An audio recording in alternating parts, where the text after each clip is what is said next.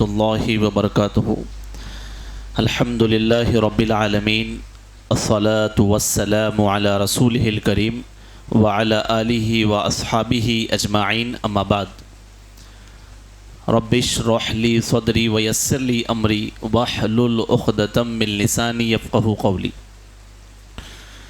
ہم سب سے پہلے اللہ سبحانہ و تعالیٰ کا شکر بجا لاتے ہیں اور بے شمار درود و سلام ہو نبی اکرم صلی اللہ علیہ وسلم پر کہ جن کی زندگی میں ہمارے لیے بہترین نمونہ ہے۔ جیسا کہ آپ تمام بخوبی اس بات سے جو ہے واقف ہے کہ کتاب التوحید کے جو ہے دروس چل رہے ہیں، جو ہمارا آخری اس سے پہلے مہینے کا جو درس تھا آخری وہ تھا استعاذہ کے تعلق سے، یعنی پناہ طلب کرنے کے تعلق سے، جس میں شیخ محمد بن عبد الوہاب رحمۃ اللہ علیہ نے جو باب باندھا استعاذہ یعنی پناہ طلب کرنے کے بارے میں، کہا باب من الشرک الاستعاذۃ بغیر اللہ، یعنی شرک میں سے ہے غیر اللہ سے استعاذہ طلب کرنا۔ استعاذہ یعنی پناہ طلب کرنا۔ تو ہم نے اس کے تعلق سے تفصیل دیکھی تھی کہ پناہ کا معنی کیا ہے اور پھر کیسے یہ شرک ہوتا ہے۔ آج کا جو باب ہے وہ ہے باب من الشرک، یعنی یہ شرک میں سے ہے۔ کیا ہے شرک میں سے؟ ان یستغیث بغیر اللہ، یعنی استغاثہ، مصیبت کے وقت غیر اللہ کو پکارنا، یہ جو ہے شرک میں سے ہے۔ کہا باب من الشرک ان یستغیث بغیر اللہ، یعنی یہ شرک میں سے ہے کہ غیر اللہ سے استغاثہ طلب کرنا، او یدعو غیرہ، یا پھر غیر اللہ کو پکارنا۔ اگر آپ باب صحیح سے سمجھ گئے تو انشاءاللہ اس کے تعلق سے جو آیتیں اور احادیث آئے گی ایک مکمل عنوان آپ سمجھ جائیں گے، کیونکہ اصل جو سب سے اہم ہے اس کتاب کے اندر سمجھنے کی چیز وہ ابواب بھی ہے کہ باب کیوں قائم کیا گیا اور اس باب کے تعلق سے کون سی آیتیں اور کون سی حدیثیں لائی گئی، اور وہ جو آیت اور احادیث ہے اس کا اس باب سے اس چیپٹر سے کیا تعلق ہے۔ تو اگر آپ باب سمجھ جاتے ہیں تو تقریباً جو ہے آج کا عنوان آپ کو سمجھ میں آ جائے گا، آگے کی بھی باتیں آپ کو سمجھنے میں آسانی ہو جائے گی۔ تو کتاب کی ترتیب ہم جیسے دیکھ رہے ہیں شروعات سے، کہ شروعات میں شیخ نے جو ہے توحید کے واجب ہونے کے بیان، پھر اس کی جو ہے اہمیت کے تعلق سے ابواب قائم کیے، اس کی خاص فضیلتیں بیان کی، اور پھر ایک ایک چیز بتا رہے ہیں آگے کہ کیا کیا چیزیں شرک میں سے ہے۔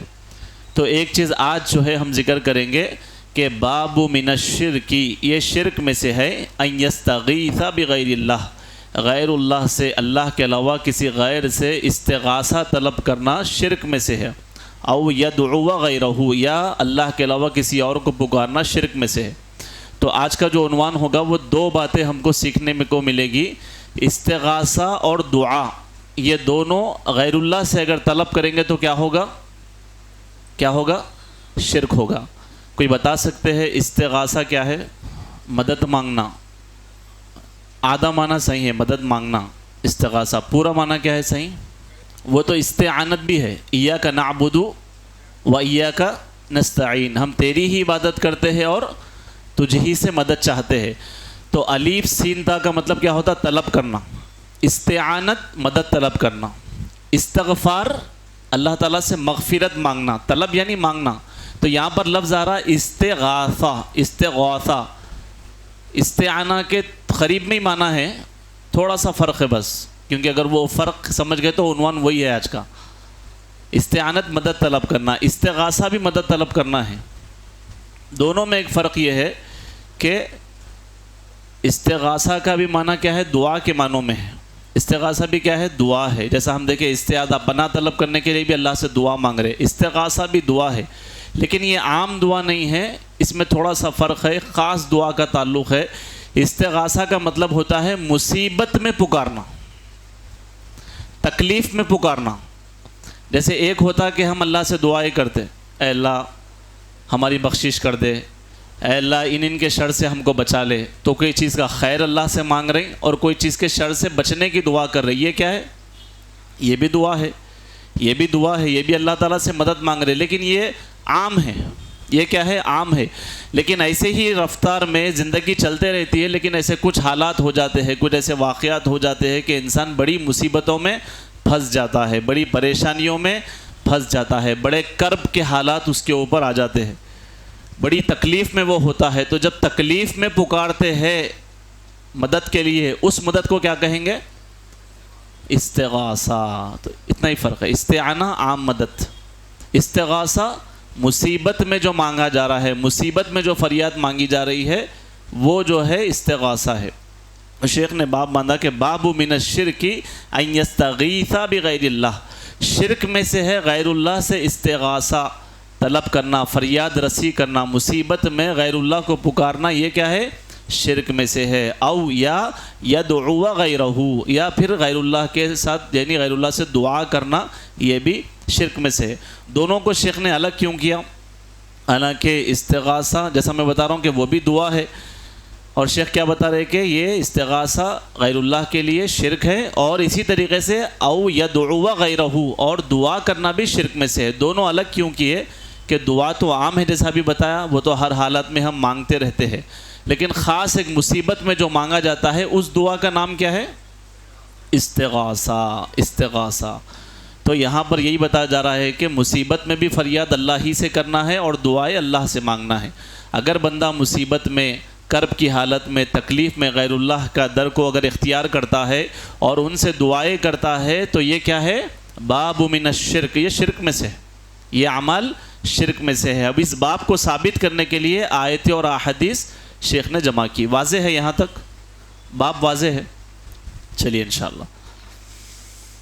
تو اب سب سے پہلی آیت شیخ نے جو جمع کی یہاں پر وہ ہے سورہ یونس، سورہ نمبر 10 کی آیت نمبر 16، 106 اور 107 جو ہے شیخ نے جمع کی.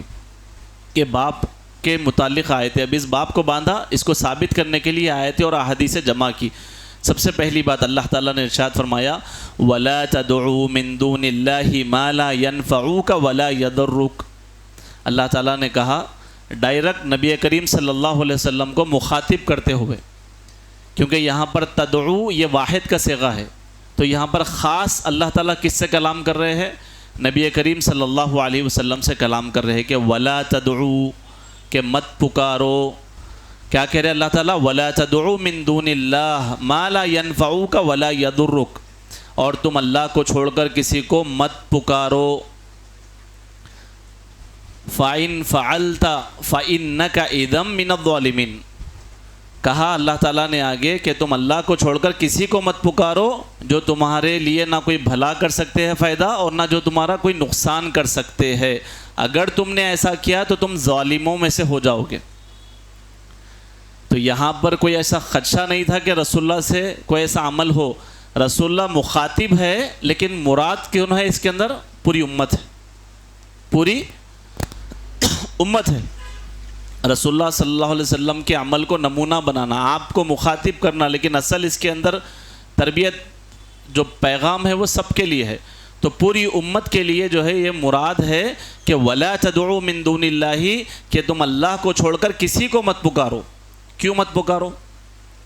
مَا لَا يَنْفَعُوكَ وَلَا يَضُرُّكَ، نہ وہ تمہیں نفع دے سکتے ہیں اور نہ نقصان دے سکتے ہیں. فَإِن فَعَلْتَ فَإِنَّكَ إِذًا مِّنَ الظَّالِمِينَ، اگر تم نے ایسا کیا تو تم ظالموں میں سے ہو جاؤ گے. یہاں پر ظالم کیوں کہا گیا؟ کیونکہ اللہ تعالیٰ نے ایک اور آیت میں کہا إِنَّ الشِّرْكَ لَظُلْمٌ عَظِيمٌ، شرک سب سے بڑا ظلم ہے. تو یہاں پر ظالم ہونے کا معنی یہ ہے کہ اگر تم نے اللہ کو چھوڑ کر کسی اور کو پکارا جبکہ وہ نہ فائدے کے مالک ہے نہ نقصان کے مالک ہے تو تم ظالموں میں سے ہو جاؤ گے. کا معنی ہے کہ تم مشرکوں میں سے ہو جاؤ گے، تم شرک کرنے والوں میں سے ہو جاؤ گے. اس کے بعد اللہ تعالیٰ نے کہا وَإِن يَمْسَسْكَ اللَّهُ بِضُرٍّ فَلَا كَاشِفَ لَهُ فَلَا كَاشِفَ لَهُ إِلَّا هُوَ. اللہ نے کہا وَإِن يَمْسَسْكَ اللَّهُ، اگر اللہ تمہیں کوئی بِضُرٍّ، اگر اللہ تمہیں کوئی ضرر دینا چاہے، کوئی نقصان دینا چاہے، اللہ چاہتا ہے کہ اس بندے کو آزمایا جائے، اس کو نقصان دیا جائے، فَلَا كَاشِفَ لَهُ، تو تمہیں کوئی اس سے نہیں بچا سکتا. إِلَّا هُوَ، یعنی اللہ کے سوا کوئی نہیں بچا سکتا. کاشف جو لفظ ہے یہاں پر عربی میں وہ نکیرہ کے معنوں میں. نکیرہ کا مطلب کیا ہوتا ہے؟ کوئی خاص چیز آپ کو نہیں بچا سکتی، ایسا نہیں بول رہے کہ آپ اللہ کے علاوہ ان کو پوچھ رہے یہ نہیں بچا سکتے، نہیں بول رہے فلا کاشف لہو، یعنی کوئی نہیں بچا سکتا آپ کو اللہ کے سوا. سمجھ میں آ رہی نا بات؟ کوئی ایک خاص چیز کے بارے میں ذکر نہیں ہو رہا کہ یہ اللہ کے علاوہ نہیں بچا سکتے، بلکہ فلا کاشف لہ، اگر اللہ نقصان دینا چاہ رہے ہیں تو پھر اب کائنات میں کوئی بھی نہیں بچا سکتے. فلا کاشف لہ یعنی کوئی کسی کے اندر یہ سقط نہیں ہے کہ آپ کو نقصان سے بچائے. تو یہاں پر ایک چیز تو واضح ہو گئی کہ یہاں پر رسول اللہ صلی اللہ علیہ وسلم کو مخاطب کر کے اللہ تعالیٰ پوری امت کو پیغام دے رہے ہیں کہ اللہ تعالیٰ کے علاوہ کسی کو مت پکارو، کیونکہ وہ نہ نفع کے مالک ہے اور نہ نقصان کے مالک ہے. اگر تم نے ایسا کیا تو پھر تم ظالموں میں سے ہو جاؤ گے، اور اگر اللہ کوئی چیز کا تمہیں نقصان دینا چاہے تو کوئی اسے دور نہیں کر سکتا. اللہ ہوا، سوائے اللہ کے کوئی نہیں بچا سکتا. تو پھر کسی سے مدد مانگ سکتے نہیں مانگ سکتے؟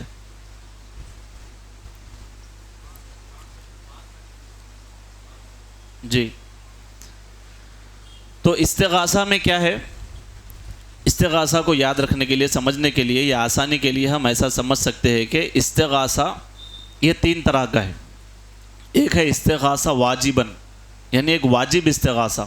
واجب استغاثہ کیا ہے؟ کہ میں مصیبت میں ہوں تو میرے اوپر فرض ہے کہ میں صرف اللہ کو پکاروں. میں تکلیف میں ہوں تو میرے اوپر لازم ہے کہ میں صرف کس کو پکاروں؟ اللہ کو پکاروں. میں کرب کی حالت میں ہوں، کوئی مجھے جو ہے نہیں بچا سکتے، تو مشکل میں، پریشانی میں، تکلیف میں صرف آواز کس کو لگانا؟ اللہ کو لگانا. یہ واجب ہے، یہ فرض ہے. ایک استغاثہ ہے جو حرام ہے، پریشانی میں غیر اللہ کے در کو چلے جانا، پریشانی میں ان سے مانگنا جو آپ کی پریشانی کو دور کرنے کی طاقت بھی نہیں رکھتے، جو خود عاجز ہے، جن کو خود جنازے کی جو ہے نماز پڑھائی گئی، جن کو خود جو ہے غسل دیا گیا، جن کو خود خبر میں دفن کیا گیا، وہ خود عاجز ہو گئے تھے. موت خود ایک بات کی دلیل ہے کہ انسان باقی تمام چیزوں سے کیا ہو جاتا ہے؟ اس کے بعد عاجز ہو جاتا ہے. ویسے شخص کے سامنے جا کر وہ چیزیں مانگنا جو اللہ کے اختیار میں، تو یہ کون سا استغاثہ ہے؟ یہ حرام ہے. پریشانی آپ کو ہے، آپ کی پریشانی بالکل بجا ہے، لیکن طریقہ کیا ہوگا کہ صرف اللہ سے رجوع ہو. اگر پریشانی میں غیر اللہ سے رجوع ہوں گے تو یہ حرام ہوگا. ایک ہے استغاثہ جائزاً، یعنی ایک استغاثہ جائز ہے. کوئی بتا سکتے یہ کیا ہے؟ یعنی قرض کی ضرورت ہے تو کسی سے قرض لے سکتے. ہاں، تو اصل کیا ہے؟ لینے کی قرض ہے، گاڑی ہونا، پانی پلائیے، کچھ بھی ہے، ذرا ہاسپٹل کا بل بھریا کہ پریشان ہوں، یہ تو مدد لینا ہے. دلیل کیا ہے اس کی؟ مطلب یہ استغاثہ کیسا جائز ہو رہا؟ ہاں، تو 3 چیزیں: حی، حاضر، قادر. جس سے مدد مانگ رہے سب سے پہلے وہ زندہ ہے، الحی زندہ ہے. دوسرا کیا ہے؟ حاضر، میرے سامنے موجود ہے، لا کے دینے پہ جو ہے. اس کے بعد کیا ہے؟ قادر بھی ہے، وہ دے سکتا ہے. میں ایسا نہیں کر رہا ہوں کہ مجھے قرض کی ضرورت ہے کہ میں ایسے شخص کے سامنے جا کے مانگ رہا ہوں جو پہلے زندہ ہی نہیں ہے، اور نہ میرے سامنے حاضر ہے، میری بات بھی نہیں سن رہا، اور نہ دینے پہ قادر ہے. ایسے یہاں بیٹھ کے اب گھر میں آواز نہیں لگا سکتے پانی لائیے، کیونکہ زندہ تو ہے لیکن حاضر نہیں ہے. دینے پہ قادر بھی ہے لیکن حاضر نہیں ہے. تو تینوں چیزیں ہیں: زندہ بھی ہونا، حاضر بھی رہنا، اور دینے پہ قادر بھی رہنا. اگر ایسی کوئی مدد، تو یہ تو ہم مانگتے رہتے ہیں، لیتے رہتے ہیں گھر والوں سے، سب سے جو ہے ایک دوسرے کی مدد، ایک دوسرے کا جو ایثار کا جو جذبہ تھا صحابہ کرام سے ہم کو ملتا ہے. قرآن و حدیث میں اس کی دلیل ہے. موسیٰ علیہ السلام کے بارے میں آتا ہے سورہ قصص کے اندر. اگر آپ پڑھیں گے سورہ قصص میں، سورہ قصص آیت نمبر 15. کوئی کہہ سکتے ہیں کہ بھائی استغاثہ لوگوں سے کیسا جائز ہو سکتا ہے، اس کی دلیل کیا ہے؟ تو سورہ قصص آیت نمبر 15 میں اللہ تعالیٰ نے ذکر کیا موسیٰ علیہ السلام کا واقعہ، کہ موسیٰ علیہ السلام گزر رہے تھے، وہاں سے جو ہے ان کی قوم کا ایک شخص ان کو کیا کرا؟ آواز لگایا مدد کے لیے. تو آپ لوگ سنے ہوں گے واقعہ کہ موسیٰ علیہ السلام گئے اور اس کو جو ہے ایک آپ نے پنچ مارا اور وہ وہیں پر مر گیا. تو ایک موسیٰ علیہ السلام کی زندگی کا مشہور واقعہ ہے. تو اس میں اللہ تعالیٰ نے ذکر کیا فَأَسْتَغَاثَهُ الَّذِي مِنْ شِيعَتِهِ عَلَى الَّذِينَ مِنْ عَدُوِّهِ. اللہ تعالیٰ نے کہا جو شخص موسیٰ کی قوم سے تھا اس نے اسے اپنے دشمن کے خلاف فریاد کی. تو وہ لڑ رہا تھا، پریشان تھا، تکلیف میں تھا، تو اس نے موسیٰ علیہ السلام کو پکارا، موسیٰ علیہ السلام کو آواز دی. تو موسیٰ علیہ السلام کے بارے میں کیا ہے؟ آپ زندہ بھی ہے، حاضر بھی ہے، اور اسے اس تکلیف کو دور کرنے پہ قادر بھی ہے. تو اس سے دلیل مل رہی ہے کہ وہ چیزیں، وہ کام، وہ مدد، وہ تمام امور جن میں بندے کا اختیار ہے، وہ کر سکتا ہے، قادر ہے، تو اس میں مدد لی جا سکتی ہے. تو لوگ بعض کیا کرتے ہیں؟ اس کی دلیل بنا کے غیر اللہ کی طرف پوچھنے کو اس کو ملا دیتے، اس کی نسبت وہاں پر کرتے، یعنی مس گائڈ کرتے لوگوں کو. یا پھر وہاں کے جو دلائل ہے منع کیے ہوئے وہ دلیل بتا کے بولتے کہ ارے بھائی منع ہے تو پھر آپ ایسا کیوں کر رہے، آپ کیوں کسی سے مدد مانگ رہے؟ تو یہ تینوں چیزیں الگ ہیں. ایک واجب استغاثہ ہے، مصیبت میں صرف اللہ کو پکارنا، یہ تو فرض ہے. ایک جائز ہے جو لوگوں سے مانگی جا سکتی ہے، لیکن دیکھا جائے گا کہ بھائی اس کے اندر پورے کنڈیشنز اپلائی ہو رہے کیا نہیں ہو رہے. دوسرا تو حرام ہے کہ غیر اللہ سے استغاثہ مانگا جائے، کیونکہ نہ وہ زندہ ہے، نہ وہ دینے پہ قادر ہے، نہ وہ حاضر ہے، کسی لحاظ سے بھی وہ صحیح نہیں ہے. اچھا، اس کے بعد ایک اور ہے، جیسا اس کے اندر باب میں آیا کہ یہ شرک میں سے ہے. استغاثہ غیر اللہ سے طلب کرنا شرک ہے، اور دعا بھی غیر اللہ سے طلب کرنا شرک ہے. تو دعا کی دو قسمیں ہیں، دعا کی دو قسمیں، ایک ہے دعائے مسئلہ، دوسرا ہے دعائے عبادہ. دعائے مسئلہ کیا ہے؟ یعنی پکار، سوال پکارنا، یعنی اللہ تعالیٰ سے جو ہے پکارنا، یعنی اللہ سے مانگنے اور طلب کرنے کے لیے ہاتھ اٹھانا، ہاتھ اٹھا کے جو ہم دعا کرتے، جو بھی مانگتے، یہ کیا ہے؟ دعائے مسئلہ. یہ دعا ہو رہی، اللہ سے مانگ رہے ہیں، جو بھی خیر مانگنا ہے مانگ رہے ہیں، جو بھی شر سے بچنا ہے وہ دعائیں کر رہے ہیں. تو اللہ تعالیٰ نے اس کے تعلق سے کیا کہا ایسی دعا کے بارے میں جو ہم ہاتھ اٹھا کے اللہ تعالیٰ سے مانگتے ہیں؟ اللہ تعالیٰ نے کہا وَأَنَّ الْمَسَاجِدَ لِلَّهِ فَلَا تَدْعُوا مَعَ اللَّهِ أَحَدًا، مسجدیں صرف اللہ کے لیے ہے، ان میں اللہ کے علاوہ کسی کو مت پکارو. تو یہاں پر بھی وہ دعا کا ذکر ہو رہا ہے، دعائے مسئلہ اور عبادہ، کہ تم اللہ تعالیٰ کے سوا کسی سے دعا مت کرو، کسی سے دعا مت کرو. اور ایک حدیث میں بھی اللہ کے نبی نے کہا الدعاء هو العبادہ، دعا ہی عبادت ہے، دعا ہی کیا ہے؟ عبادت ہے. ایک اور حدیث لوگ بیان کرتے ہیں الدعاء مخ العبادہ، دعا عبادت کا مغز ہے. یہ حدیث ضعیف ہے. صحیح حدیث کیا ہے؟ الدعاء هو العبادہ، دعا ہی عبادت ہے. تو یہاں پر ایک کیا ہو گیا کہ اللہ سے دعائیں مانگتے جا رہے، یہ دعا ہے، یہ بھی عبادت ہے. یہ کیسی عبادت ہے؟ جیسے نماز اور زکوٰۃ عبادت ہے. جیسا ہم نماز پڑھ رہے ہیں، روزہ رکھ رہے ہیں، زکوٰۃ دے رہے ہیں، حج کر رہے ہیں، جیسا یہ عبادت ہے. ہاتھ اٹھا کے دعا کرنا بھی کیا ہے؟ عبادت ہے. یہ ایک مسئلہ صحیح لوگوں کو سمجھ میں نہیں آنے کی وجہ سے لوگ کیا کرے، جو خاص فرائض تھے وہ تو اللہ کے لیے خاص رکھے، لیکن دعا کو لے جا کر جو ہے غیر اللہ کے سامنے پیش کر دیا، کیونکہ وہ سمجھے ہی نہیں کہ دعا بھی ویسے ہی عبادت ہے جیسے نماز عبادت ہے. تو دعائے مسئلہ کیا ہے؟ یہ عبادت ہے، یعنی ہاتھ اٹھا کر دعا کرنا. دوسرا ہے دعائے عبادہ، یعنی جو بھی اعمال ہے، جیسے کہ نماز ہے، صلاح کا معنی کیا ہے؟ لغوی معنی دعا کے ہے، پکار. تو اصل میں جو صلاح نماز پڑھ رہا ہے وہ کر کیا رہا ہے؟ اصل میں وہ بھی دعا ہے. اور قرآن مجید کی تلاوت کرنا یہ بھی دعا ہے. درود ابراہیم ہم پڑھتے ہیں، یہ بھی دعا ہے. کیا کہا رسول اللہ نے کہ اگر تم درود ہی پڑھتے جاؤ اللہ تعالیٰ تمہاری تمام جو ہے دل کی مراد کو سن لے گا. تو یہاں پر کیا ہوگا کہ یہ تمام عبادات بھی کیا ہے؟ دعا میں سے ہے. تو دعائے مسئلہ، دعائے عبادہ. تو جیسے دعائے عبادہ ہم مان رہے کہ نماز، روزہ، زکوٰۃ یہ عبادت ہے، دعائے مسئلہ بھی کیا ہے؟ عبادت ہے، کہ جو بھی پکار ہے، جو بھی آواز ہے، جو بھی ہم مانگ رہے ہیں، طلب کر رہے ہیں، یہ سب عبادت کے اندر ہے. تو اللہ تعالیٰ نے کیا حکم دیا اس دعا کے تعلق سے؟ وَلَا تَدْعُوا مِن دُونِ اللَّهِ، تم اللہ کے علاوہ کسی کو جو ہے مت پکارو، تم اللہ کو چھوڑ کر کسی کو مت پکارو. اور سب سے پہلے اس کے مخاطب کون ہے؟ اس آیت کے مخاطب کون ہے؟ سب سے پہلے رسول اللہ صلی اللہ علیہ وسلم ہے، امام الانبیاء ہے. اللہ تعالیٰ نے آپ کو جو ہے اس میں سب سے پہلا مخاطب آپ کو کر کے کہا کہ اللہ کو چھوڑ کر کسی اور کو مت پکارو. وَلَا تَدْعُوا مِن دُونِ اللَّهِ. اور آگے اللہ تعالیٰ نے یہاں پر جہاں پر من دون اللہ کہا، علماء نے اس کے دو مفہوم بیان کیے. ایک اللہ کو چھوڑ کر کسی اور کو مت پکارو، اور دوسرا اللہ کو رکھ کر کسی کو شریک بنا کر بھی مت پکارو. اور پھر آگے کہا گیا کہ ما لا ينفعوک ولا يضرک، جو تمہیں کوئی نفع پہنچا سکتے ہیں نہ نقصان. اس میں ذوی العقول تمام لوگ آ گئے، فرشتے بھی آ گئے، انبیاء بھی آ گئے، رسول بھی آ گئے، اولیاء بھی آ گئے، اور غیر ذوی العقول جو عاقل نہیں ہے جیسے کہ درخت ہے، پتھر ہے، یہ سب چیزیں اس کے اندر آ گئی.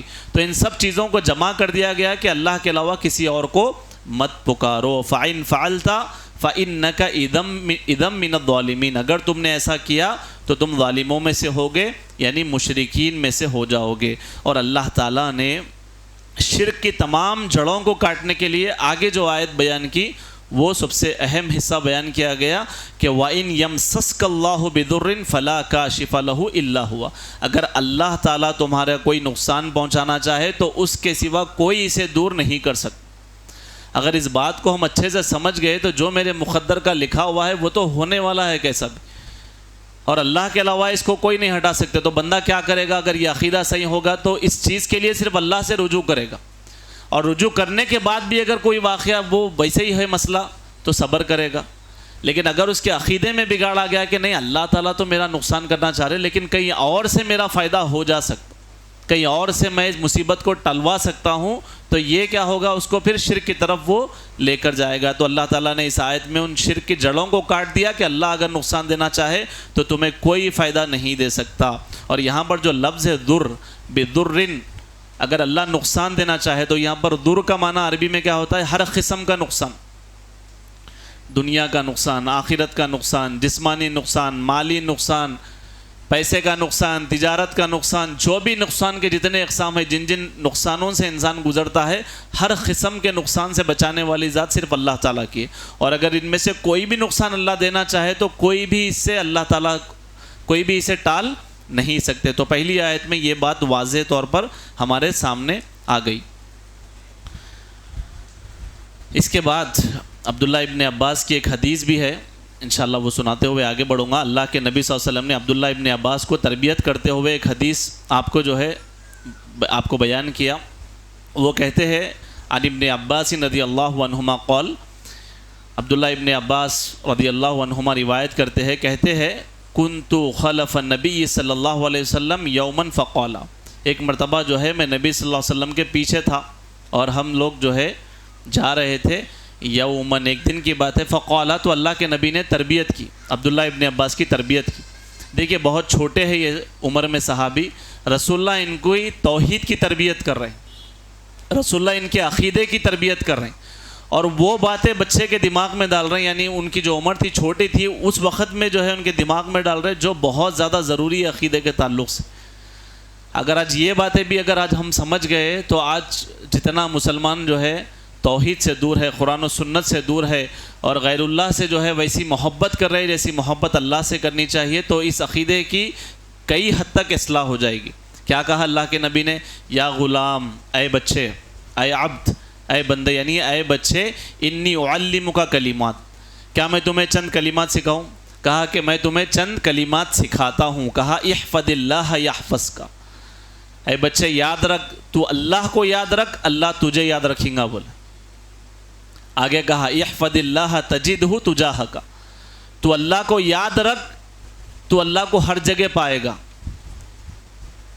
یعنی اگر اللہ تعالیٰ کو یاد رکھے گا تو اللہ تعالیٰ ہر جگہ پائے گا، کا مطلب ہر جگہ اللہ کی مدد تجھے نصیب ہوگی، ہر جگہ تجھے اللہ تعالیٰ کی مدد نصیب ہوگی. کہا اذا سألت فاسأل اللہ، جب سوال کر، جب دعا کر، جب مانگ تو فاسأل اللہ، صرف اللہ سے مانگ. اور آگے کہا وَإِذِ اسْتَعَنْتَ فَاسْتَعِنْ بِاللَّهِ، جب مدد طلب کر تو صرف اللہ سے مدد طلب کر. رسول اللہ تعلیم دے رہے ہیں کہ سوال اللہ سے کرو، مدد اللہ سے طلب کرو. اور آگے کہا وَعَلَمْ، اور جان لے، أَنَّ الْأُمَّةَ لَوِ اجْتَمَعَتْ عَلَىٰ أَن يَنْفَعُوكَ بِشَيْءٍ لَمْ يَنْفَعُوكَ إِلَّا بِشَيْءٍ قَدْ كَتَبَهُ اللَّهُ لَكَ.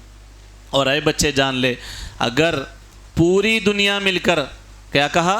اگر پوری دنیا مل کر ان ينفعوک بشیء، تجھے کوئی فائدہ دینا چاہے، لم ينفعوک، اگر اللہ تجھے نقصان دینا چاہتا ہے، الا بشیء قد کتب اللہ لک، یعنی اگر پوری امت مل کر تجھے نقصان یعنی فائدہ دینا چاہے وہ نہیں دے سکتی سوائے اس کے جو اللہ نے لکھ دیا ہے، سوائے جو اللہ تعالیٰ نے لکھ دیا. اور آگے کہا وَإِنِ اسْتَمَعُوا، اور اگر پورے جمع ہو جائے، عَلَىٰ أَن يَضُرُّوكَ بِشَيْءٍ، کہ تجھے کوئی تکلیف میں ڈال دے، لَمْ يَضُرُّوكَ، اور اللہ تعالیٰ تجھے تکلیف میں ڈالنا نہیں چاہتا، کہا لَمْ يَضُرُّوكَ إِلَّا بِشَيْءٍ قَدْ كَتَبَهُ اللَّهُ عَلَيْكَ. اگر پوری دنیا پوری امت مل کے اگر تجھے نقصان میں ڈالنا چاہ رہی لیکن اللہ تعالیٰ تجھے بچانا چاہ رہا تو کوئی تجھے نقصان نہیں دے سکتا. تو دو باتیں، فائدہ صرف اللہ کی طرف سے، نقصان صرف اللہ کی طرف سے. پورے لوگ مل کے بھی فائدہ نہیں دے سکتے اور پورے لوگ مل کے بھی نقصان سے نہیں بچا سکتے. اتنی بات اگر لوگوں کو سمجھ میں آ گئی تو کئی جادوگروں کی دکان بند ہو جاتی، کئی لوگوں کے جو ہے جو یہ لوگ بٹھا کے لوگوں کو اپنے عقیدے کے ساتھ کھیل رہے ہیں، ان کو گمراہ کر رہے ہیں، کئی حد تک لوگوں کی اصلاح ہو جاتی. کہ بھئی فائدہ اللہ کے ہاتھ میں، نقصان اللہ کے ہاتھ میں، صبر کریں گے، دعا کریں گے، اللہ تعالیٰ اگر اسے ٹال دے گا تو یہ ہمارے حق میں بہتر ہے، اگر نہیں ہے تو ہم ایسے ہی جو ہے زندگی کو گزاریں گے، دعا کرتے ہوئے، صبر کرتے ہوئے آگے بڑھیں گے، کیونکہ مصیبت میں پکارنا کس کو ہے؟ صرف اللہ تعالیٰ کو پکارنا ہے۔ تو یہ ایک آیت سورہ یونس کی جو ہے شیخ نے یہاں پر بیان کی۔ اس کے بعد دوسری آیت اس باب کو بتانے کے لیے کہ اللہ تعالیٰ کے علاوہ غیر اللہ سے استغاثہ طلب کرنا اور دعا کرنا شرک ہے، اس بات کو ثابت کرنے کے لیے دوسری آیت سورہ عنکبوت کی آیت نمبر 17 میں جو ہے بیان کی۔ شیخ نے کہا ان الذین تعبدون من دون اللہ، بے شک جو لوگ اللہ کے علاوہ دوسروں کو پکارتے ہیں، تم اللہ کے سوا جن کو پوچھتے ہو، لا یملکون لکم رزقا، اللہ تعالیٰ نے کہا وہ تمہیں رزق دینے کا اختیار نہیں رکھتے۔ اب جس کو یہ لوگ پوچھ رہے اللہ تعالیٰ کے علاوہ، اللہ تعالیٰ ان کی بے بسی بتا رہے ہیں کہ تم جن کو اللہ تعالیٰ کے علاوہ پوچھ رہے وہ تمہیں رزق دینے کا اختیار ہی نہیں رکھتے، ان کے پاس طاقت ہی نہیں ہے کہ وہ تمہیں رزق دے۔ آگے اللہ نے کہا فابتغوا عند اللہ رزقا، تو تم پھر صرف اللہ سے اپنا رزق طلب کرو، تم کیا کرو؟ صرف اللہ تعالیٰ سے جو ہے اپنا رزق طلب کرو، اور وَاعْبُدُوهُ، اور اسی کی عبادت کرو، وَاشْكُرُوا لَهُ، اور اللہ تعالیٰ کا شکر ادا کرو، إِلَيْهِ تُرْجَعُونَ، تم اسی کی طرف لوٹائے جاؤ گے۔ اس آیت میں 2-3 باتیں ہم کو جو ہے سیکھنے کو ملے گی۔ سب سے پہلی بات کیا بتائی گئی کہ فَابْتَغُوا عِندَ اللَّهِ رِزْقًا، بس تم اللہ تعالیٰ سے رزق طلب کرو۔ اصل میں جو ہے بات کس کی ہو رہی ہے؟ رزق کی ہو رہی ہے، کہ رزق کس سے طلب کرنا ہے؟ اللہ تعالیٰ سے۔ تو یہاں پر ایک علمی نقطہ دیکھیے آپ، اللہ تعالیٰ نے کیا بیان کیا کہ فَابْتَغُوا عِندَ اللَّهِ رِزْقًا، رزق کی بات ہو رہی ہے، لیکن رزق کو اللہ نے سب سے آخر میں لایا۔ تو علماء نے لکھا کہ بیان میں اگر مؤخر کو مقدم کرنے سے تخصیص حاصل ہوتی، جس چیز کے بارے میں ذکر ہو رہا اگر اس کو مؤخر کر رہے تو وہ کیا ہو رہا؟ تخصیص کا معنی لے رہا، یعنی خاص کا معنی لے رہا۔ تو یہاں پر اللہ تعالیٰ نے کیا کہا؟ فَابْتَغُوا عِندَ اللَّهِ، تم صرف تلاش کرو رزق کو کس کے پاس؟ عند اللہ، اللہ کے پاس۔ تم جو ہے فَابْتَغُوا عِندَ اللَّهِ رِزْقًا، تم جو ہے اللہ تعالیٰ کے پاس اپنا رزق تلاش کرو۔ اس کا مطلب یہ ہوا کہ طلب کو اللہ ہی کے ساتھ خاص رکھو، طلب کو کیا کرو؟ اللہ کے ساتھ۔ طلب کیا ہے؟ کوئی بھی چیز کی طلب، کوئی چیز مانگنا ہے، اچانک ہر دن انسان کو ضرورت پڑتی، کئی چیزوں کی اس کو طلب ہے، کئی چیزوں کی اس کو ضرورت ہے۔ تو جب رزق کی بات آ رہی ہے تو طلب رزق کو طلب کرنا ہے تو اس کو خاص کر دو کس کے ساتھ؟ اللہ کے ساتھ۔ اللہ کے علاوہ کسی اور سے رزق مت مانگو، اللہ تعالیٰ کے علاوہ کسی اور سے رزق اس لیے مت مانگو کیونکہ کسی کو اس کا دینے کا اختیار اللہ تعالیٰ نے نہیں دیا ہے۔ اور اللہ تعالیٰ نے آگے کہا، اچھا رزق کے اندر کیا چیزیں آتی کوئی بتا سکتے ہیں؟ رزق کے اندر کھانا، روٹی، پانی، جی بتائیے۔ ہاں، تو رزق عربی میں جو لفظ ہے رزق، اردو میں ہم جو بولتے ہیں رزق کھانے پینے کے معنوں میں استعمال ہوتا ہے، لیکن عربی میں جو رزق کا معنی ہے ہر ضرورت کی چیز۔ اولاد رزق ہے، اللہ تعالیٰ جو علم عطا کر رہا ہے یہ بھی کیا ہے؟ رزق ہے۔ جو امن اللہ تعالیٰ دیا، سکون کی زندگی، یہ بھی کیا ہے؟ رزق ہے۔ جو کپڑا پہن رہے، جو کھان رہے، جو گھر والے ہیں، جو ہماری سواریاں ہیں، جو ہمارے انتظامات ہیں، تمام تر چیزیں کس میں آئے گی؟ رزق میں آئے گی۔ اولاد بھی رزق کے اندر ہے۔ تو یہاں پر بتایا جا رہا ہے کہ اللہ کے علاوہ کسی سے رزق طلب مت کرو، کا مطلب اللہ کے علاوہ اب جو طلب ہے اپنے چیزوں کی ضرورت کی کسی اور سے مت مانگو، کیونکہ وہ صرف اللہ تعالیٰ ہی دینے والا ہے، کسی کو اللہ نے اس کا اختیار نہیں دیا ہے۔ اور پھر اللہ تعالیٰ نے وَاعْبُدُوهُ کہہ کر کہا کہ اب ہر قسم کی عبادت صرف اللہ تعالیٰ کے لیے خاص ہو، چاہے وہ دعا کے تعلق سے دعائے مسئلہ ہو یا دعائے عبادت ہو، اللہ نے حکم دے دیا کہ صرف اللہ کی عبادت کرو۔ اور پھر یہ 2 آیتیں جو ہے یہاں پر بیان کی گئی کہ اللہ تعالیٰ کے علاوہ کوئی رزق کا مالک نہیں ہے تو کسی اور سے رزق طلب مت کرو۔ چلیے تیسری آیت دیکھ لیتے ہیں کہ اس باب کو ثابت کرنے کے لیے کہ استغاثہ غیر اللہ سے شرک ہے اور دعا شرک ہے، اس بات کو ثابت کرنے کے لیے شیخ نے تیسری آیت ذکر کی، وہ ہے سورہ احقاف کی۔ سورہ احقاف کی آیت نمبر 5 اور 6 میں اللہ تعالیٰ نے کہا وَمَنْ أَضَلُّ مِمَّنْ يَدْعُو مِن دُونِ اللَّهِ مَنْ لَا يَسْتَجِيبُ لَهُ إِلَى يَوْمِ الْقِيَامَةِ وَهُمْ عَنْ دُعَائِهِمْ غَافِلُونَ۔ اللہ تعالیٰ نے کہا اور اس سے زیادہ گمراہ کون ہے؟ یہاں پر اضلوا کا لفظ استعمال ہوا، ومن اضلوا، اس شخص سے زیادہ گمراہ کون ہے؟ ممن یدعو من دون اللہ، جو اللہ کو چھوڑ کر دوسروں کو پکارے، یعنی اللہ تعالیٰ کے علاوہ دوسروں کو پکارے، جو اللہ کو چھوڑ کر ان کو پکارے، من لا یستجیب لہ، جو نہ اسے جواب دے سکتے ہیں۔ کب تک جواب نہیں دے سکتے؟ الی یوم القیامہ۔ اللہ تعالیٰ نے کہا اس سے بڑھ کر گمراہ کون ہے؟ جو اللہ کو چھوڑ کر ان کو پکارے جو اسے قیامت تک جواب نہیں دے سکتے۔ اور آگے اللہ تعالیٰ نے کہا وَهُمْ عَنْ دُعَائِهِمْ غَافِلُونَ، اور پھر وہ ان کی دعا سے، ان کی پکار سے بھی غافل ہے جس کو وہ پکار رہا ہے۔ آج پوری دنیا عیسیٰ علیہ السلام کو خدا کے نام پہ پکار رہی، تو اللہ تعالیٰ اس آیت میں بتا رہے ہیں اس شخص سے بڑھ کر ظالم کون ہے جو اللہ کے علاوہ ان کو پکارے جو قیامت تک اس کو جواب نہ دے سکے، اور پھر وہ ان کی دعا سے بھی غافل ہے۔ پہلی بات تو نہ جواب دے سکتے، دوسرا پھر عیسیٰ علیہ السلام کو معلوم بھی نہیں ہے ابھی کہ اتنے لوگ ان کی عبادت کر رہے ہیں اور ان کو پکار رہے ہیں۔ یہاں پر چلتے جا رہا،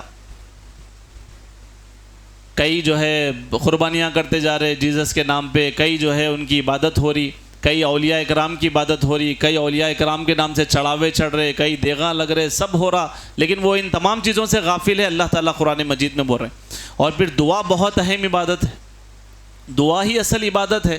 تو جب دعا پکارنا اللہ تعالیٰ کے علاوہ کسی اور کے ساتھ کریں گے تو اللہ نے کہا ومن اضلوا، اس سے بڑھ کر گمراہ کون ہو سکتا ہے جو اللہ کو چھوڑ کر ایسوں کو پکارے جو نہ جواب دے سکتے ہیں، الٹا وہ لوگ جو ہے دعاؤں سے بھی غافل ہیں، ان کی پکار سے بھی وہ لوگ غافل ہیں۔ اور پھر ایک اور خطرناک نقصان اللہ تعالیٰ نے آگے بیان کیا، وَإِذَا حُشِرَ النَّاسُ، اور قیامت کے دن جب اللہ تعالیٰ سب کو جمع کرے گا، تمام انسانوں کو، كَانُوا لَهُمْ أَعْدَاءً، یہ ان کے دشمن ہو جائیں گے۔ عیسیٰ علیہ السلام کو لوگ پکار رہے ہیں، جب قیامت میں عیسیٰ علیہ السلام کو معلوم ہوگا کہ اتنے لوگ آپ کو پکارتے تھے تو عیسیٰ علیہ السلام ان کے دشمن ہو جائیں گے۔ اور اللہ تعالیٰ نے آگے کہا وَقَانُوا بِعِبَادَتِهِمْ كَافِرِينَ، یعنی اور ان کی پرستش کا انکار کریں گے، اور جو لوگ یہ عبادت کر رہے تھے اس کا انکار کریں گے۔ کیوں کہا گیا کہ یہ سب سے زیادہ گمراہ ہے؟ سب سے زیادہ گمراہ ہونے کے لیے 4 باتیں اس آیت میں بتائی گئی، غور سے سنیے، بہت اہم ہے۔ اگر ہم ایک ہمارے بھائی کو یا ایک مسلمان بھائی کو جو ایسے غلط عقیدوں میں پڑا ہوا ہے، اگر ہم اس کی اصلاح کرنا چاہتے ہیں تو یہ بہت اہم بات ہے۔ سب سے پہلی بات، کیوں جو ہے وہ لوگ سب سے زیادہ گمراہ ہے جو اللہ کو چھوڑ کر غیروں سے مانگتے ہیں۔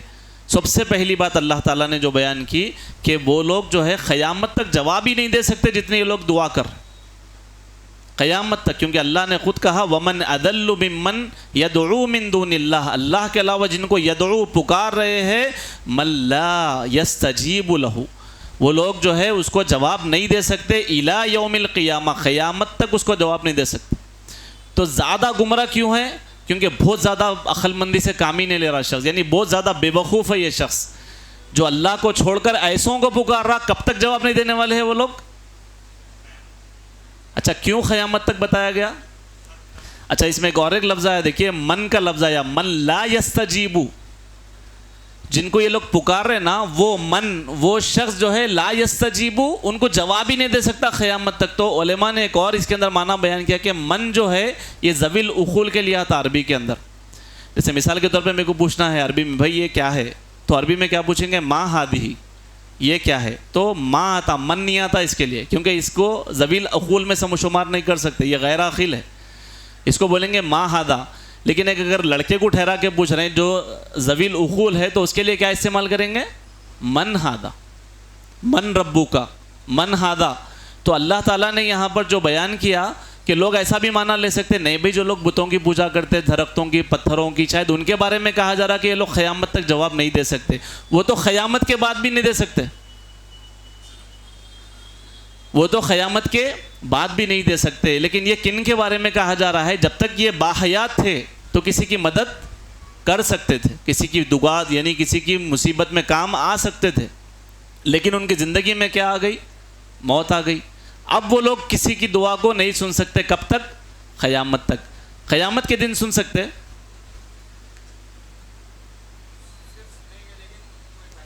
قیامت کے دن سن سکتے ہیں. جیسے کہ اللہ کے نبی صلی اللہ علیہ وسلم نے ایک حدیث میں بیان کیا، ایک طویل حدیث ہے، قیامت میں جب سورج سوا نیزے پر ہوگا، پوری انسانیت پریشان ہوگی، تو پورے پریشانی میں کس کے پاس جائیں گے؟ آدم علیہ السلام کے پاس جائیں گے کہ آئے آدم علیہ السلام اللہ سے دعا کریے، آپ اللہ سے کہیے کہ حساب و کتاب شروع کریے. آدم علیہ السلام کہیں گے نہیں نہیں، نفسی نفسی، مجھے آج اپنے بارے میں اللہ سے ڈرتا ہوں. تم نوح علیہ السلام کے پاس چلے جاؤ، وہ پہلے رسول ہے، پھر وہ ایک نبی کے پاس بھیجیں گے، پھر وہ ایک نبی کے پاس جائیں گے، آخر میں پوری انسانیت کہاں پر آئے گی؟ محمد صلی اللہ علیہ وسلم کے پاس آئے گی. اور اللہ کے نبی صلی اللہ علیہ وسلم کیا کریں گے؟ سجدے میں گر جائیں گے. تو اللہ تعالیٰ جبریل علیہ السلام کو بھیجے گا کہ جاؤ اور کہو کہ محمد صلی اللہ علیہ وسلم کو سر اٹھائے، ان کا رب ان کو عطا کرنے کے لیے تیار ہے، وہ کیا مانگتے اللہ تعالیٰ ان کو دینے کے لیے تیار ہے. اللہ کے نبی کہیں گے اے اللہ انسانیت تڑپ رہی ہے. تو انسانیت کا حساب اور کتاب شروع ہوگا. تو اس شفاعت کو کہا گیا یہ شفاعت کبریٰ ہے، یعنی پوری انسانیت کی سفارش کریں گے رسول اللہ یہاں پر. تو یہاں پر کیا ہو رہا ہے؟ پوچھا جا رہا ہے، سنا جا رہا ہے، اور وہ مدد لی جا رہی ہے. لیکن یہ درمیان کا جو پیریڈ ہے، موت کے بعد کا، پھر قیامت تک اٹھنے کا، اللہ تعالیٰ نے اس آیت میں بیان کیا کہ اس لیے یہ لوگ زیادہ گمراہ ہے، ان کو پکار رہے ہیں جو قیامت تک ان کو جواب نہیں دے سکتے. دوسری وجہ کیوں سب سے زیادہ گمراہ ہے یہ لوگ جو اللہ کے علاوہ دوسروں کو پکارتے ہیں، کہا کہ وہ لوگ جو ہے وَهُمْ عَنْ دُعَائِهِمْ غَافِلُونَ، ان کی دعا سے بھی غافل ہے. یعنی اب میں آپ کو اتنا بلا رہا ہوں، آپ کو معلوم ہی نہیں ہو رہا میں بلا رہا ہوں، آواز دے رہا ہوں آپ کو بار بار بھائی آئیے، اور میرے کو یہ بھی معلوم ہو رہا کہ آپ میرے کو سن رہے بھی نہیں، میری آواز آپ تک پہنچ رہی بھی نہیں. اب کتنا بے وقوفی بولیں گے نا ایسے شخص کو، ارے بھائی آپ کی بات سنتا ہی نہیں وہ شخص، آپ کیوں اس کو بلا رہے؟ اور کئی لوگ تو گھروں میں جو ہے کسی کی اصلاح کرے تو بعض وقت بولتے آپ کتنا بھی بولو نہیں سنتے، انہوں نکو بولو بولتے، انہوں سننے والے کے بارے میں بھی بول رہے ہیں نکو بولو بول کے.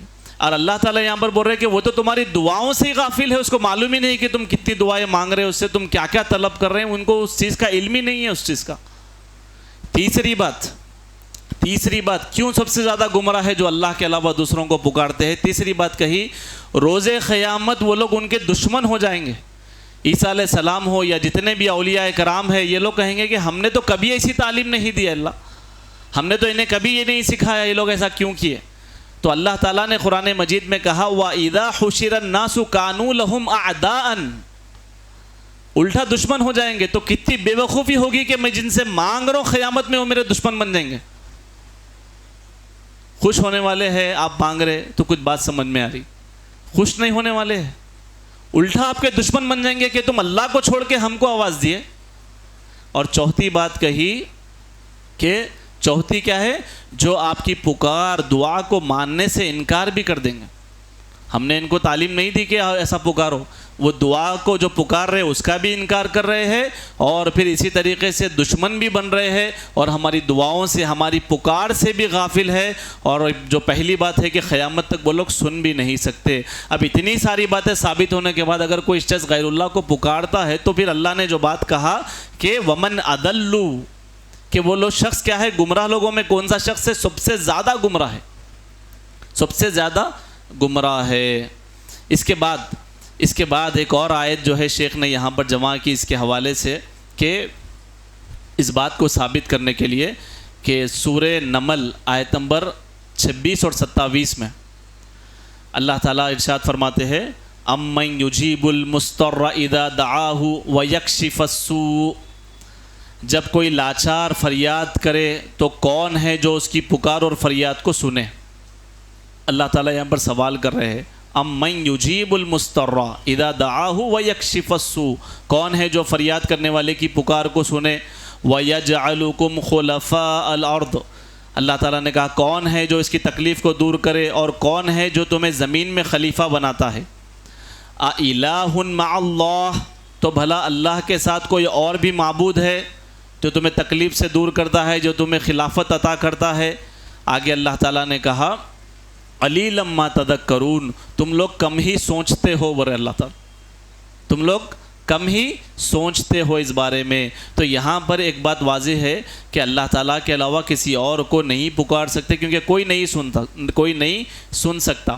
اللہ نے اس انداز میں جو بیان کیا کہ امن یجیب المضطر اذا دعاہ ویکشف السوء، کون ہے جو اللہ کے علاوہ فریادوں کو سن سکتا ہے، کون ہے جو تمہارے تکلیف سے دور کر سکتا ہے.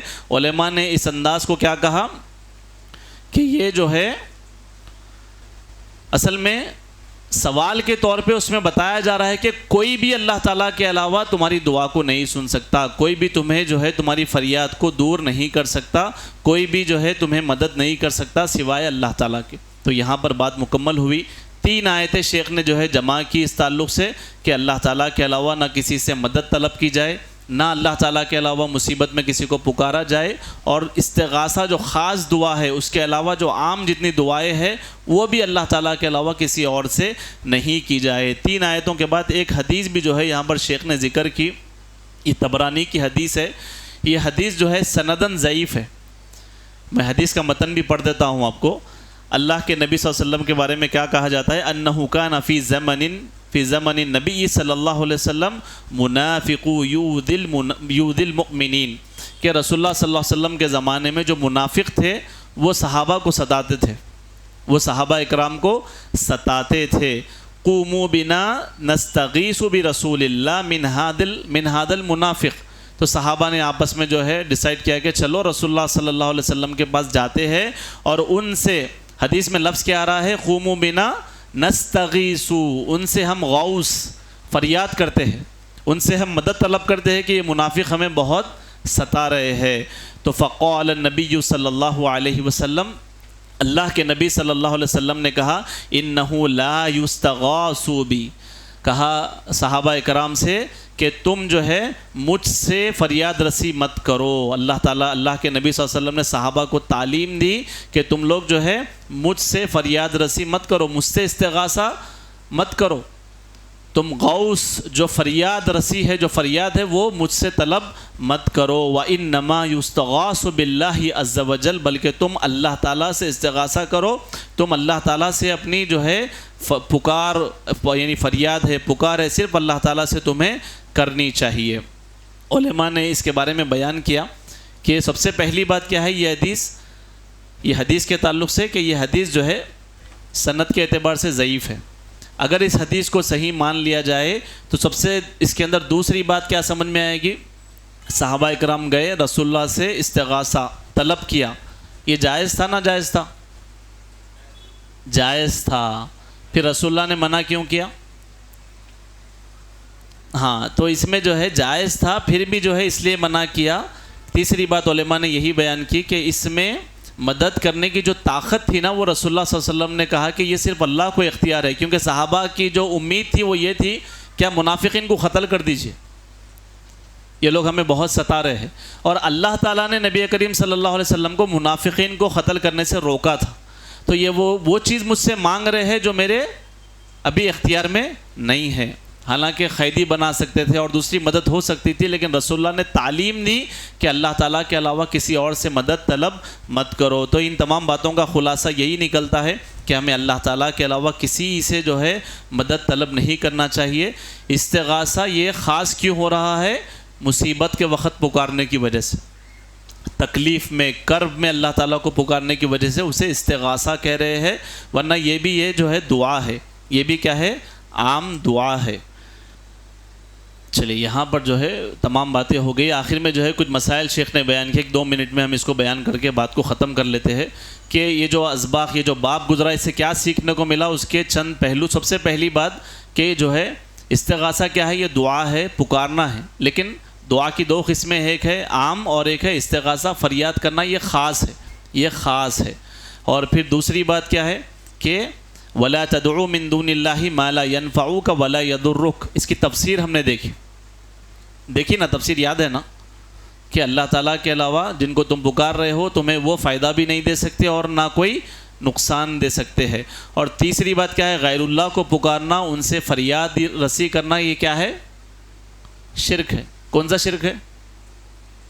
شرک اکبر ہے, شرک اکبر ہے.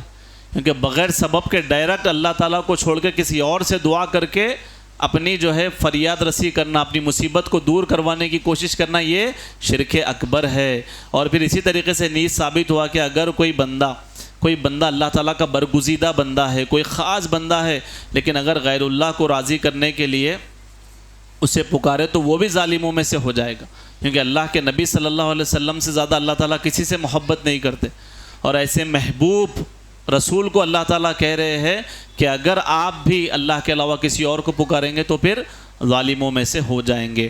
اور پھر تیسری بات، اس آیت کی بھی تفسیر ہم کو سمجھ میں آئی کہ وَلَا تَدْعُوا مِن دُونِ اللَّهِ، یعنی اللہ تعالیٰ کے علاوہ جن کو تم پکار رہے ہو اس کی تفسیر ہم نے دیکھی، وَإِن يَمْسَسْكَ اللَّهُ بِضُرٍّ، یعنی اگر اللہ نقصان دینا چاہے تو کوئی نہیں روک سکتے، اس کی بھی تفسیر ہم نے دیکھی۔ غیر اللہ کو پکارنا دنیا میں کچھ نفع بخش نہیں ہے، بلکہ یہ کفر ہے، اور پھر ایک آیت جو ہے فَابْتَغُوا عِندَ اللَّهِ رِزْقًا، اس کی بھی تفسیر ہم نے دیکھی کہ رزق صرف اللہ سے مانگے، طلب رزق صرف اللہ تعالیٰ سے کرے۔ اور ایک بات ہم نے یہ بھی دیکھی، اللہ تعالیٰ کے سوا کسی دوسرے سے روزی مانگنا ایسے ہی درست نہیں ہے جیسے اس کے سوا کسی دوسرے سے جنت نہیں مانگی جا سکتی۔ اللہ کے علاوہ کسی سے جنت مانگتے، اچھا دماغ میں بیٹھے ہوا ہے اللہ تعالیٰ جنت کا مالک ہے، اللہ سے ہی جنت مانگنا ہے، تو جیسا جنت اللہ سے مانگتے میرے بھائی، دنیا کی ہر چیز اللہ سے مانگو، دنیا کی ہر ضرورت اللہ سے مانگو، کیونکہ اللہ ہی دینے پر قادر ہے۔ اور ومن اضل کے بارے میں بھی ہم نے دیکھا کہ سب سے زیادہ گمراہ کیوں ہیں، اس کی بھی تفصیل آپ کے سامنے آئی۔ اور اسی طریقے سے جو شخص کسی غیر اللہ کو پکارے یا اس سے فریاد کرے، اس سے بڑھ کر کوئی گمراہ نہیں ہو سکتا۔ جو غیر اللہ کو پکارتا ہے وہ پکارنے والے کی پکار سے بے خبر ہے، وہ لوگ نہیں سن رہے ہیں ان کی پکار کو، اور اللہ تعالیٰ کے سوا جن کو پکارا جاتا ہے وہ پکار کے سبب قیامت کے دن ان پکارنے والوں کے الٹا وہ لوگ دشمن بن جائیں گے۔ غیر اللہ کو پکارنا حقیقت میں کیا ہے، ان کی عبادت ہے۔ لوگ بول رہے نہیں میں خالی ایسے ہی آ گیا، میرے کو بولے کوئی آ کے یہاں دعا کرو بولے تو میں کر لیا، نہیں بھائی وہ عبادت ہے پوری، آپ ان کی عبادت کر لیے، کیونکہ دعا کیا ہے، دعا عبادت ہے۔ اور اسی طریقے سے اللہ کے سوا جن کو پکارا جاتا ہے وہ پکار کے سبب جو ہے ان کے دشمن بنیں گے، دعا بھی جو ہے عبادت ہے۔ اور پھر اس کے علاوہ حیران کن بات کیا ہے، ایک اور بات اللہ تعالیٰ نے قرآن مجید میں جب کہا امن یجیب المضطر اذا دعاہ، کہ کون ہے جو اللہ تعالیٰ کے علاوہ مشکلوں کو تکلیف سے دور کرتا ہے، تو اس کے بارے میں کیا ہے، ایک حیران ہونے والی بات یہ ہے کہ جو پجاری ہوتے ہیں، جو لوگوں کو غیر اللہ کے آستانے پہ جھکاتے ہیں، ان کی بھی کیفیت کرب کی حالت میں کیا ہے، وہ اللہ کو پکار رہے ہیں۔ جو ہمیشہ اللہ کے ساتھ شرک کرتے ہیں، مشرکین مکہ کا بھی رویہ کیا تھا، جب کشتی ڈوبنے پہ رہتی تو اللہ کو پکار لیتے تھے، کیونکہ ان کو معلوم تھا اللہ کے سوا کوئی دور نہیں کر سکتا۔ تو پھر یہ بھی ایک تعجب کی بات ہے کہ لوگ ان کے بھروسے پہ جا کے کر رہے ہیں، حالانکہ ان کا خود ایمان کیا ہے کہ مصیبت اللہ کے سوا کوئی نہیں ٹال سکتا۔ اور پھر نبی کریم صلی اللہ علیہ وسلم نے جو توحید کا جو آپ کا باغ ہے اس کو اللہ کے نبی نے ایسے سجایا تھا کہ صحابہ اکرام آئے اور خالی پوچھا کہ جو ہے اس میں ہماری مدد کریے، کہا تم اللہ سے مدد لے لو اس بارے میں۔ تو اللہ کے نبی نے توحید کی حفاظت کی، یعنی توحید کے تعلق سے اتنی عمدہ تعلیمات دی کہ کسی بھی طریقے سے اس کے اندر شرک داخل نہ ہو۔ میں اللہ تعالیٰ سے دعا کرتا ہوں کہ جو کچھ بھی ہم نے آج سیکھا ہے اللہ تعالیٰ ہمیں ان تمام باتوں پر عمل کرنے کی توفیق عطا فرمائے۔ اللہ تعالیٰ جب تک زندہ رکھے، اسلام اور ایمان کے ساتھ رکھے، اللہ تعالیٰ موت دے تو ایمان کی حالت میں دے، اللہ پوری زندگی ہمیں توحید پر قائم رکھے، اور اللہ تعالیٰ ہمیں پوری زندگی شرک سے محفوظ رکھے۔ وآخر دعوانا ان الحمد للہ رب العالمین۔ السلام علیکم ورحمۃ اللہ وبرکاتہ۔